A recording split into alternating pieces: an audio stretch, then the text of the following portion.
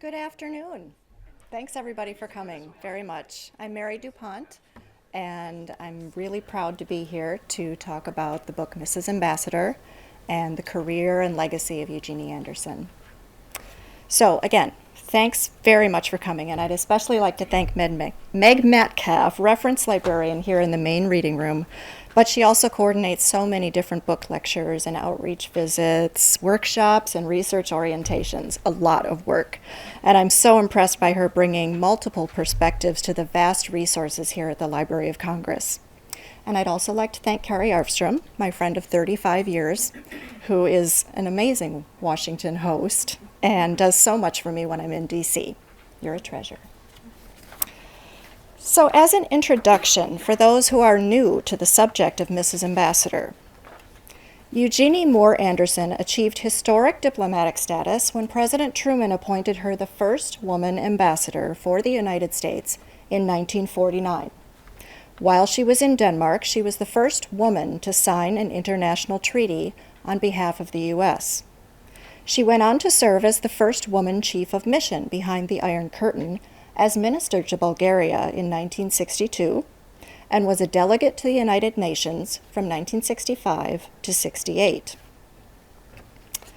In her younger years, Anderson studied music and philosophy at several colleges, including Carleton College in Minnesota and Juilliard in New York City. She got married when she was 21 and was not politically active until the late 1930s, when rising fascism and threats of war in Europe motivated her to get involved. After a short, eye-opening trip to Europe in 1937, she joined the League of Women Voters in Red Wing, Minnesota, and through volunteer efforts discovered she had a talent for delivering speeches. And moreover, she enjoyed public speaking. I need a little drink of water, sorry. So, where am I? However, as World War II came to an end, Anderson determined that the only way to truly influence policy and foreign affairs was to join partisan politics. In other words, she needed to leave the women's clubs and join the men. The history and details of her journey with the Democratic Party and subsequent international appointments and work in diplomacy are documented in the biography, Mrs. Ambassador. So why did Eugenie feel compelled to put herself forward during a period of time in American history when the presiding assumption for women was to keep them shrouded in domestic feminine mystique? The simple answer was her combination of individual energy, her own personal magic, with the power of her education. But the more complex, truthful answer begs an acknowledgement of Anderson's refusal to conform to expectations of women. Somewhat like her political stance, which was solidly moderate, center-spectrum Democrat, she kept her public record deliberately on women's rights fairly neutral. Throughout her career, Anderson insisted that gender should have no influence on one's politics, and that women's rights were basically a subset of the more critical rights of civil and human rights. In effect, it was her focus on non-gender specific agendas and philosophies that allowed her to stay at the table, typically the only woman at that table, to affect policy.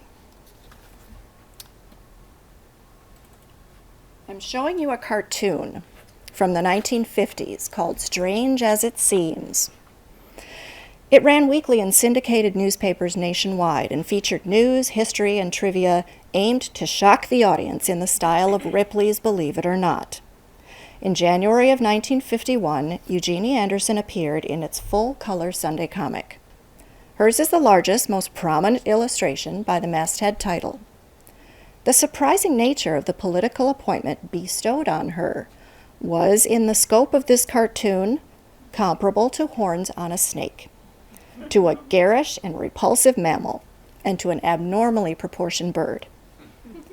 The men she joins on the storyboard do not have the same strange natures. It was their actions or discoveries that were considered surprising. They're noted for what they did or put into action. Eugenie is noted simply because she is female, not because of something she did, but because something was given to her. To be honest, I think I'm a bit of an anomaly here at this podium today. Close this out. Oh man. Nope, I found it. I'm a Mac person. This is not a Mac. Okay. So I could be intimidated by the roster of other kinds of speakers who have been here. Well-known authors, maybe other ambassadors, lauded historians. I am an unknown writer from the frozen Midwest. I'm not faculty of a university or with a firm or a government. I have been a stay-at-home mom for 23 years. Granted, I have been writing and researching all that time, and I have lots of other great ideas. But I generally decline to discuss my own politics with anyone but family or close friends. I feel that it is precisely my view from the outside that attracted me to try to draw this illustration of a woman who also started out on the outside. Eugenie Anderson was my grandmother. When I was little, I didn't call her Grandma. I called her Jeannie. She made really good cinnamon rolls. Her home was filled with books and serious magazines and newspapers and modern art and a Steinway grand piano. While she told me stories about her grandfather's twin brother who was killed in the Civil War, and ancestors who hid runaway slaves in their home on the Underground Railway, and English colonists in the 1630s, I began to realize that my life was personally connected to multiple arenas of U.S. history, right back to the beginnings. But what I did not realize is that the one gifting me with those roots and heritage had affected American history herself. She was a story in her own right, and her presence and contributions had changed the course for not only women in the 20th century, but for all citizens. There are so many different aspects to Eugenie's long career, but of course I can't squeeze everything into 1 hour today. I'll have to circumvent many of the personal details of her life, her modern, complicated, loving, yet problematic marriage, her struggle as a career mother when such a thing was so rare, her impressive contributions to the Democratic Party in Minnesota and Vice President Humphrey throughout his long career. And I'll have to wrap up before discussing at length her work with the United Nations. It's all in the book. Today I'll concentrate on her 2 historic diplomatic appointments abroad as Chief of Mission. Specifically, what were her most lasting achievements both in Denmark and Bulgaria, and what were her biggest challenges there? When Anderson began her first post in Denmark in 1949, she brought along a relatively new idea called people's diplomacy, and pushed it farther than any ambassador had yet attempted. She learned Danish to show respect to the people of Denmark. Eugenie recalled that her deputy chief of mission, Edward Sparks, told her that studying Danish was a waste of time and completely unnecessary for diplomatic relations with anyone important. But Eugenie already knew that neither the Prime Minister of Denmark nor many others in the government spoke English. Understanding between herself and anyone on the street led to much wider recognition of her person and her goals throughout the country. So when she gave a speech to thousands of people in person, or broadcast over the radio in Danish, its people could immediately hear the intensity and sincerity of her message of post-war healing. This was an American woman pledging friendship and alliance and NATO support against the very real communist threat, only 90 miles from the Danes' shore. In my book, I wrote a fair amount about the highly challenging situations Eugenie faced in being a female chief of mission. I also examined the effect that the reverse role of the sexes put on her husband. In order to put some of that in a nutshell, I looked to Philip Nash's brand new book called Breaking Protocol. It just came out. It's a terrific book about the first 6 women in top positions. Nash writes, after some time in her position, Anderson retained a mix of views on the gender issue. On the one hand, she was reinforced in her impression that she was contributing to gender progress. She was gratified by the many letters she received from women, stating how pleased and inspired they were by her appointment. and how well it reflected on all women. But on the other hand, she could downplay her female identity, wanting to be remembered not as America's first female envoy, but as a good one. Anderson said in 1962, "The important thing for any woman in public life is to forget first that she is a woman and concentrate on her objectives." Nash finalizes with, "She also publicly denied the existence of any downsides to being a female ambassador," which was obviously untrue. Certainly the gender issue was a challenge, but one of Eugenie's greatest achievements came about because of it. She proved that a relatively younger, married woman with children still at home could go to the office every day, manage a staff of hundreds, and the responsibility of chief, and could succeed in bolstering international confidence in the United States beyond just maintaining cordial, formal relationships. Using people's diplomacy and her positive image in the press, Anderson ingrained herself and her objectives so effectively with the Danish population that she reinforced Denmark's cooperation in the North Atlantic Treaty, genuinely helping both the government and the citizens feel stronger in their alliance. This did not happen without sacrifice or personal strings.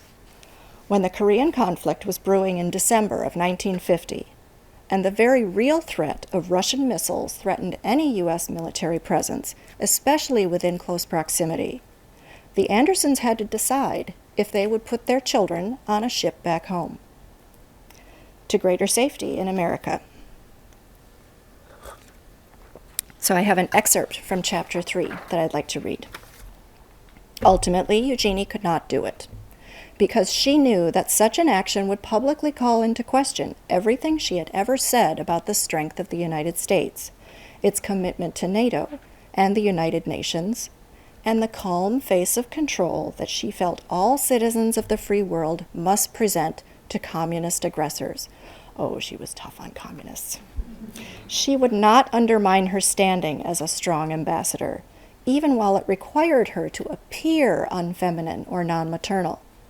She cared more that the Danes respected and trusted her as their political liaison and ally than what they might think of her as a mother.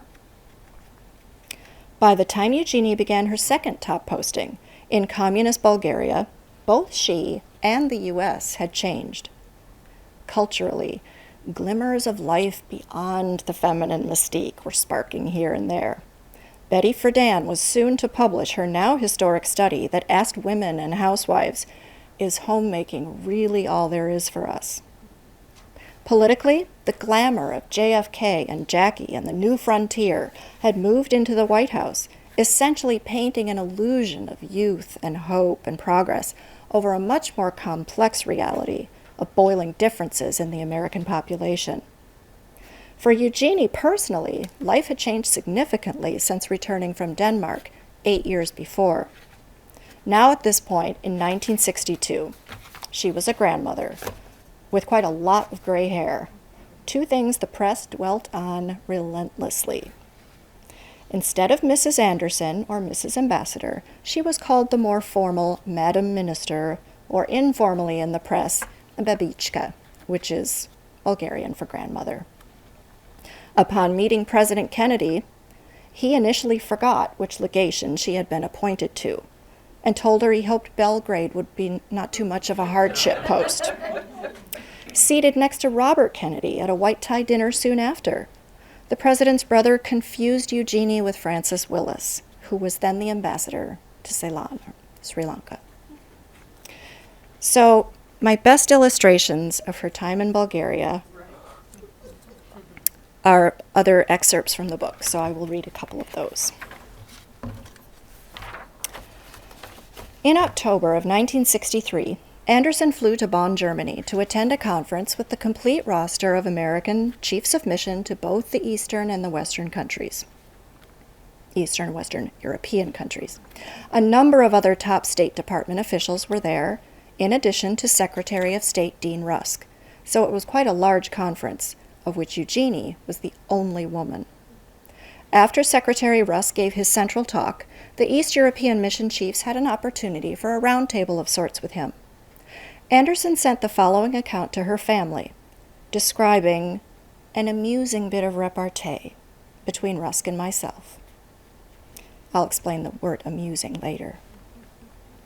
Anderson wrote, Rusk was explaining to the group that he felt that the present dynamic situation in Eastern Europe offers the U.S. definite possibilities to help the individual countries towards more independence.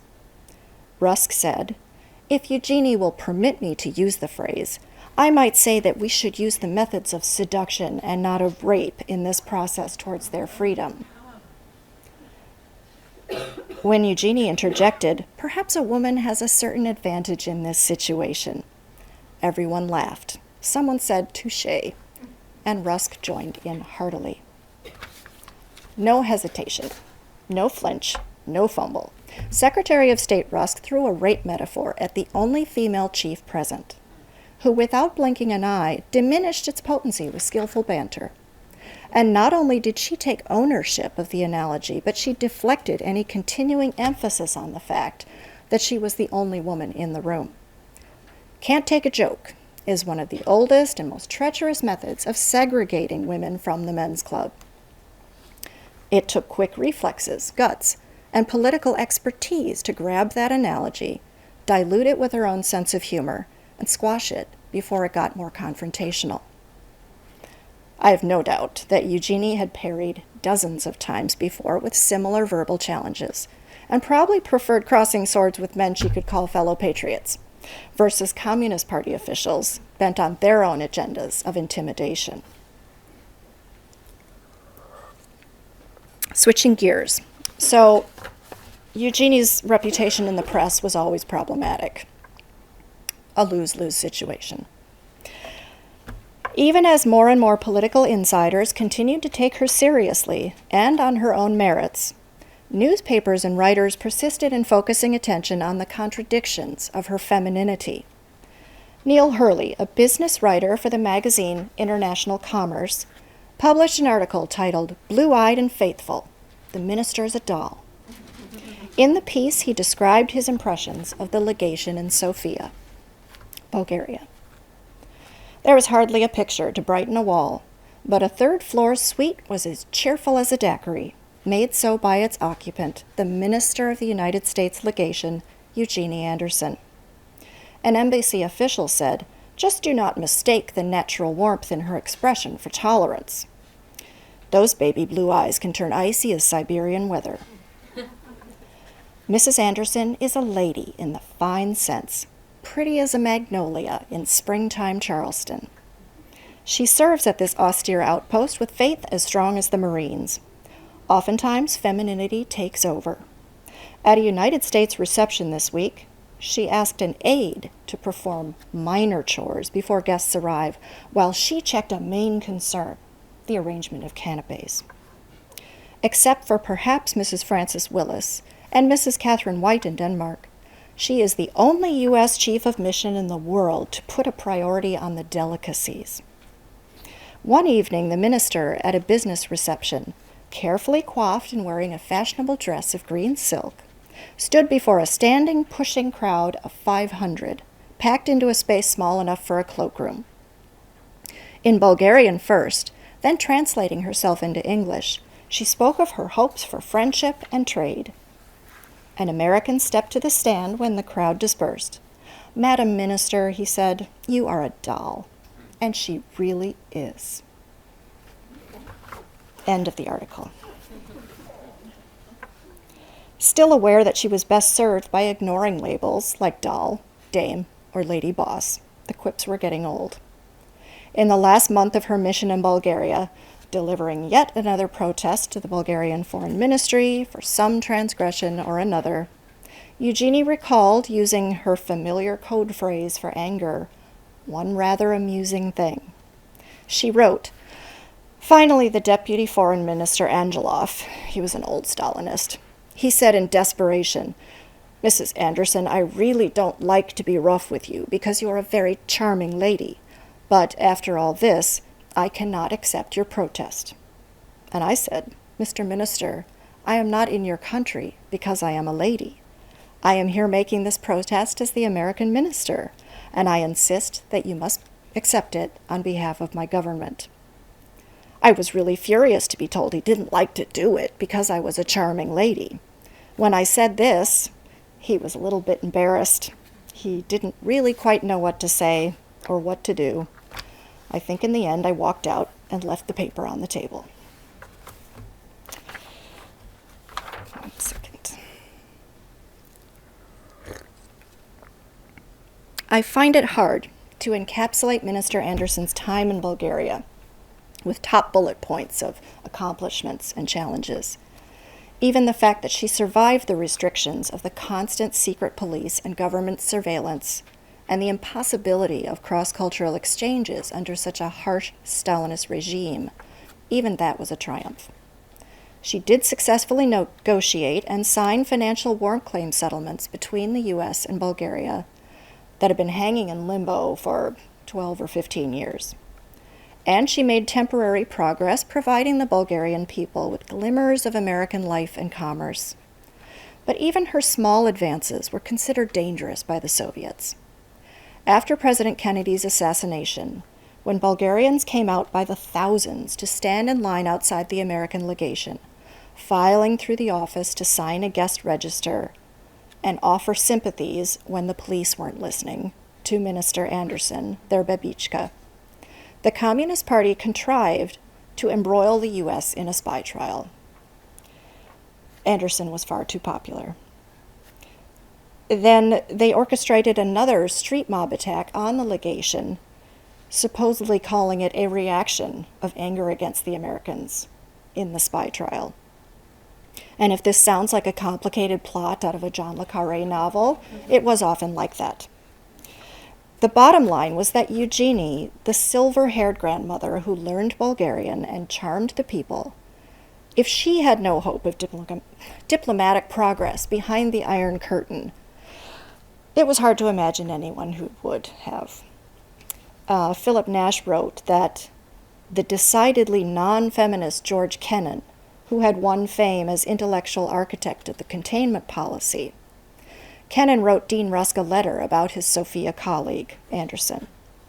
He said, "She has shown not only common sense, but exceptional shrewdness and courage in tackling this diplomatic task. It's among the most formidable faced by any chiefs of mission anywhere."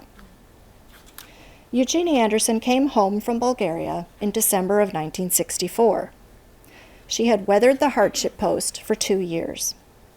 Under President Johnson's administration, with Hubert Humphrey's sponsorship, Anderson came very close to appointments as ambassador to both Canada and then Israel. But ultimately, she joined the United Nations delegation headed by Arthur Goldberg and served on many committees and councils from 1965 to 68. When her team was on vacation in July of 1966, necessitating that Anderson cover all of the UN needs, she was recognized by General Secretary U Thant as the first woman ambassador from the United States to sit on the UN Security Council. I think again of that Strange as It Seems cartoon, with the human/animal, vegetable, mineral abnormalities it highlighted as stupefying. A woman as ambassador. Organic biologists marvel at that tiny percentage of time that human beings have been on Earth compared to the age of the entire planet. And I marvel at the very small percentage of time in our history comparatively that women have occupied public roles and influenced foreign policy. The most important work is, of course, present day, what's happening now. Do that work. Apply your mental power to its best potential, whether you are male or female. And that's what Eugenie preached throughout her entire career. But I feel that to solidify any progress towards global understanding and build on positive initiatives, it's essential to see the whole history behind it. And that includes the work of overlooked women trailblazers. So I'm very proud to have brought one of these women into the bigger history. So I am equally proud to offer a collection of film clips. Eugenie's husband, John, was a photographer and an artist, and he created, well, I'm biased, but other people aren't. They agree. Just beautiful, thousands of still shots, black and white slides, films, both 16 and 8 millimeter. So wonderful quality films. And I put together some that show a bit of Eugenie's career from 1949 through 1964. It runs about 28 minutes. So it's a good chunk of time. And I think there was a hope for maybe a few questions afterwards. So that's where we'll be at right now. Okay, I can do this.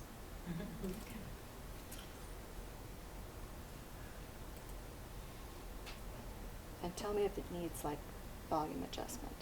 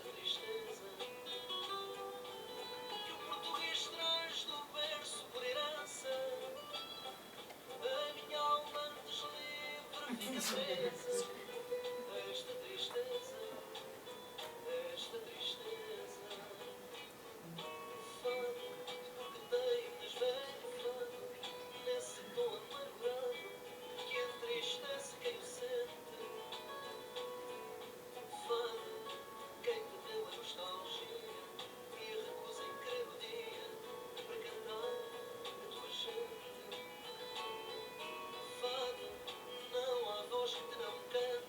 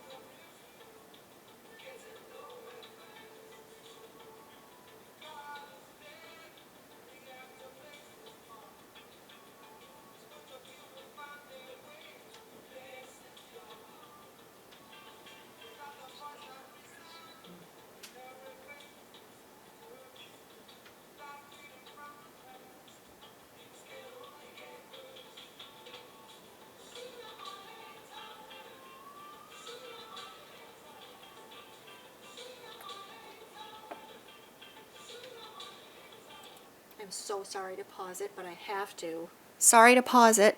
Very quickly, there's a little segment coming up where it's captioned that she is with Ralph Bunch. That is an extremely embarrassing error. It's Carl Rowan. So forgive me, it will be changed.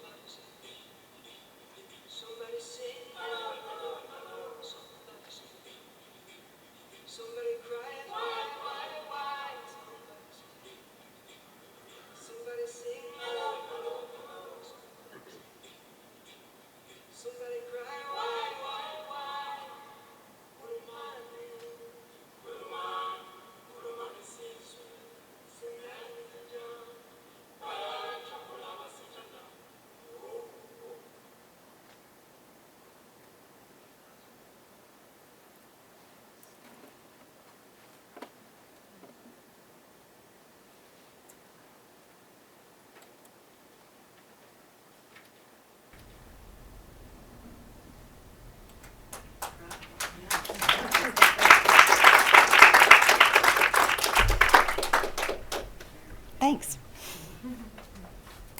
Where are we at a time?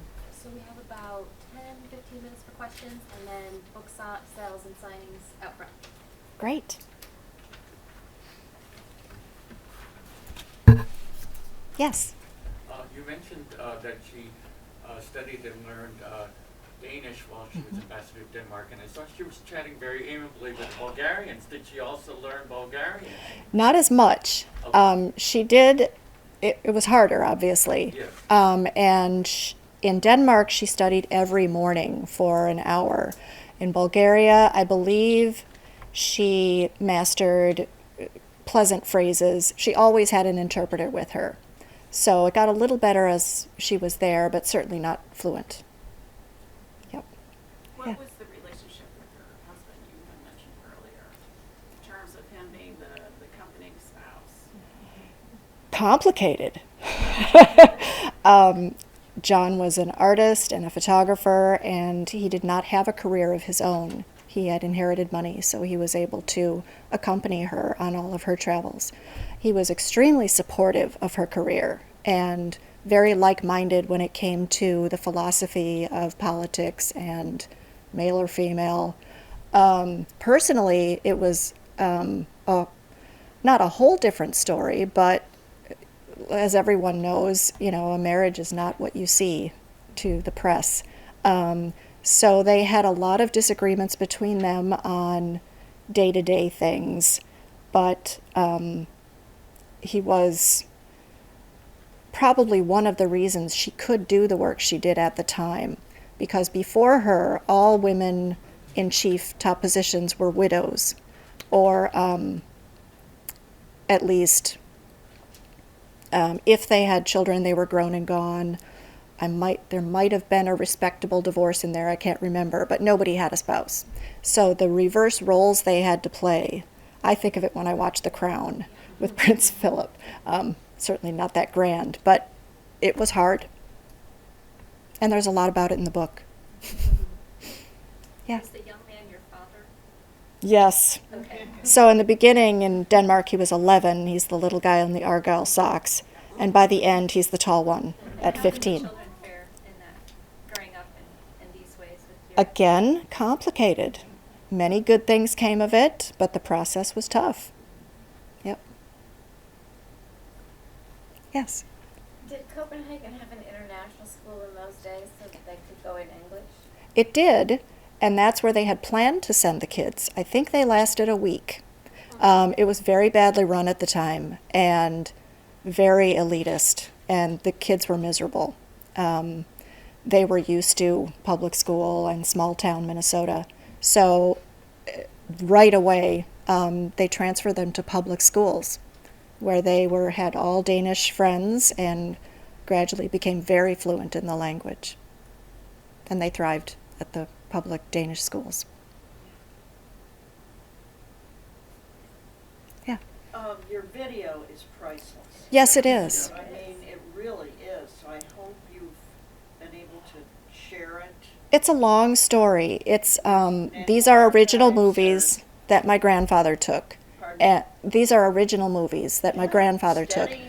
And now this is like a fourth generation copy, so it's not great quality that you're looking at. The original films are unbelievable, and they have been digitalized, but it's still an ongoing conversation with my family about what to do with them. So no, this will be recorded just for the talk, but it won't be distributed anywhere at this time. We're all looking into, there's so much. There are hours more of other countries and places, and it's stunning. Yeah. And still photography too. Yeah. Did she talk to you about any of her experiences or living abroad? Or? I wish there had been more. I was about 18 to 20 when she started to really lose her memory and her good health. So right at the time was when I was getting the most interested and would have said, oh my gosh, tell me everything. She was not able to. So my relationship with her was very much grandmother. Yep. But I was lucky. She died when I was 30, so it was a long relationship. Yeah. Yeah. I know you mentioned she signed a treaty related to Greenland, I think. Yes. Did she also travel to Greenland and the Faroe Islands? I don't think so. Oh. Boy, she traveled a lot, but I could be wrong. She may have gone there. They're part of the Kingdom of Denmark. Oh, yes. Still, yes. I'm ticking through the timeline, and she traveled extensively around Denmark. I'm not sure if they had an official trip to Greenland or not. Thank you. Mm-hmm. She's clearly so brave. I mean, you can't watch this and not come away with that and see all of these places that she lived and went. And one thing that struck me is even just seeing the airplanes, and it's not like today. And so, Like is there cutting a anything- hole in a tin can. Yeah. Anything in her writings about any trepidation about that, or were there any incidents, or how did she? handle it? Lots. Sure. She handled it terrific. I think she was a very good traveler with a strong stomach. There was one story about she was going on a study tour of Vietnam for President Johnson, and the plane was leaving somewhere, and after an hour in the air, two of the engines caught fire, and they had to make an emergency landing in Siberia and then be transferred onto a cargo plane to continue to Vietnam. I'm probably messing up the fine details, but things like that happened. And once when she was getting off a plane in Africa for work on a committee for the United Nations, there was a huge protest going on at the time, rooted in the Soviet-American conflict. And stuff was thrown at them and they got spit on, and there were a lot of really tough moments. Probably more than I know about. Yeah. Can you talk about the process of researching the book? Yes. So a few years ago, I turned 50, and I said, okay, get off your butt and do something about this. I'd always wanted to look more into Eugenie's career. So several different areas of resources had to come together because I didn't want to write a dry academic book. My talk is actually more factual than the book is. I mean, not to say that. It's a biography. It's accurate, trust me. But I wanted the book to read more as her story because I really felt that was the best part. So researching it involved using her official papers, which are housed at the Minnesota Historical Society Library. And fortunately, I live in St. Paul, so I could just drive 5 minutes over. But I spent a long time going through those boxes, photocopying, photographing, and drawing in all of the things I thought might be pertinent. So that was a lot of time. Then I drove to my parents' house and brought home boxes of personal letters, the things in my family that would not have been housed anywhere else. A lot of photographs, a lot of letters, correspondence.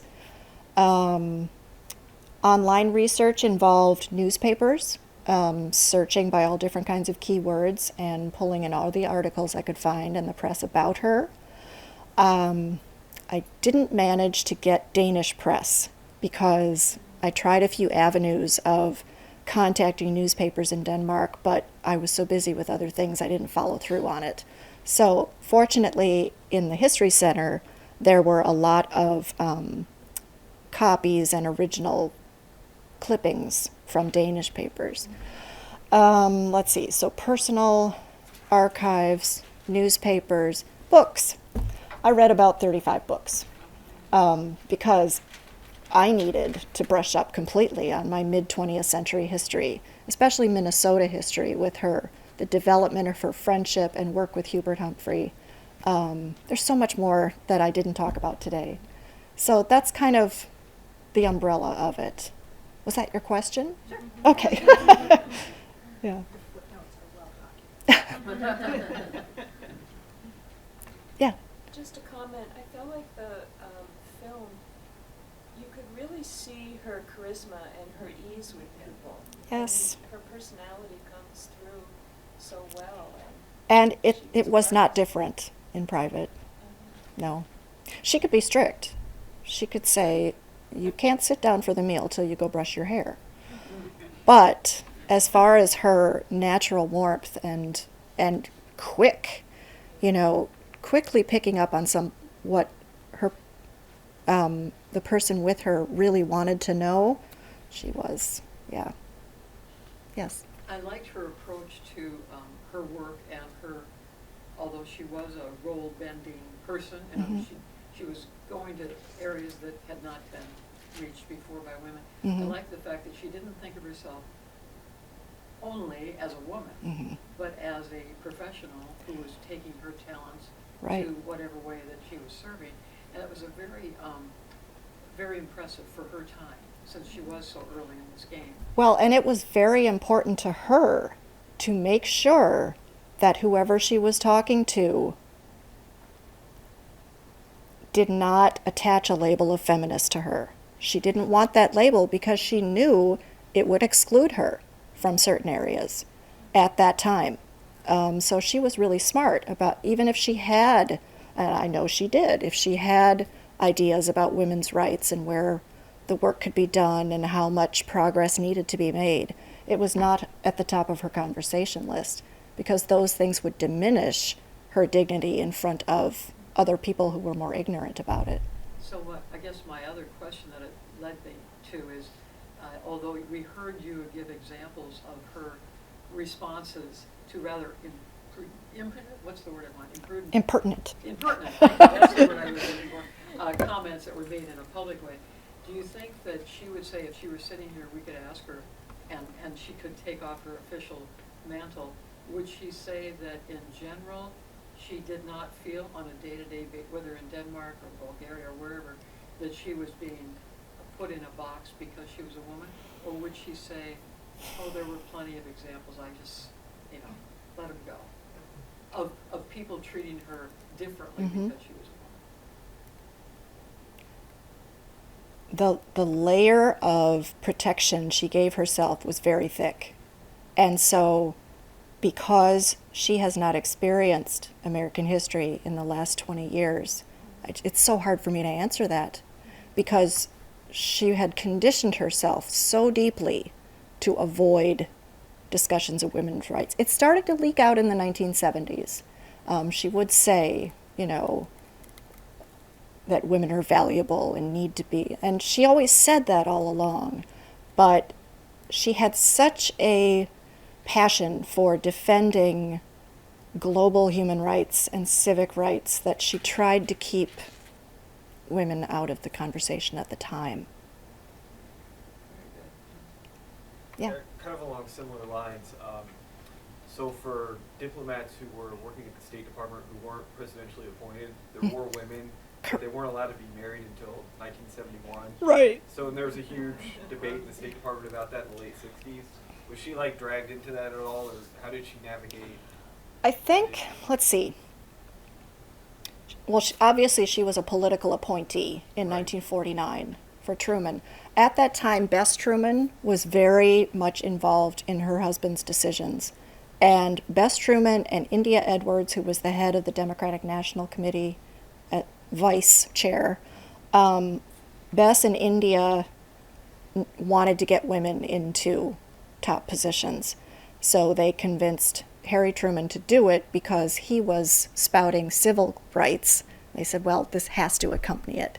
So in that sense, the beauty of it was that Eugenie was not just a good figurehead. She really knew her stuff, and she was good at the job. So they were lucky that they had her, and it was more of a positive publicity spin that she had and it didn't hurt that her husband was really handsome. Tall, good-looking. He hated speaking in public, but he looked good.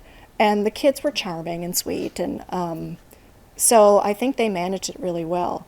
In Bulgaria, John was with her as well, but the kids were grown and back in the U.S. with their own families, and she was more of a grandmother type, so I think there wasn't too much pressure on, what's the word I want, rationalizing having that spouse. So I'm not really answering your question, but I know that in her case, it was always seen as a good exception versus taking away from her work. Yeah? Since the publication of your book, have people sort of come out of the woods that you didn't know, either professionals she interacted with here or globally or in Minnesota, local stories? It's almost the opposite. It's so disappointing because she was born in 1909, and there are very few peers of her that are still around. I had trouble finding people to interview personally. There were some people who were much younger than her. In Minnesota, especially near her hometown, there are plenty of people who say, oh, I remember her, she was wonderful, and she's very well known in Minnesota, but not nationally yet, I hope. Yeah. Yes? She worked for several different presidents, it sounds Mhm. like, in different roles, and of course then several different secretaries of state. Mhm. Did she happen to provide any comments about her feelings about any of them? She was really careful about that. There's nothing about that in the History Center. There are lengthy oral interviews that were done in 1971, and they're actually available online. You can get the transcriptions for free. Anything public, absolutely not. It was all just praise and diplomatic statements about the relationships. In the personal letters, there's a lot of great stuff, and I can't think of it off the top of my head, but I loved reading the personal letters between her and my dad. She really hated Barry Goldwater.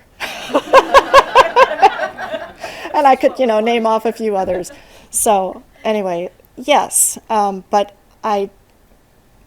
knowing Eugenie, and I'm sure I did write certain things that she would not be happy about, things that she would not have chosen to write herself. My excuse was that if Eleanor Roosevelt could do it, maybe I can too, to talk about real life.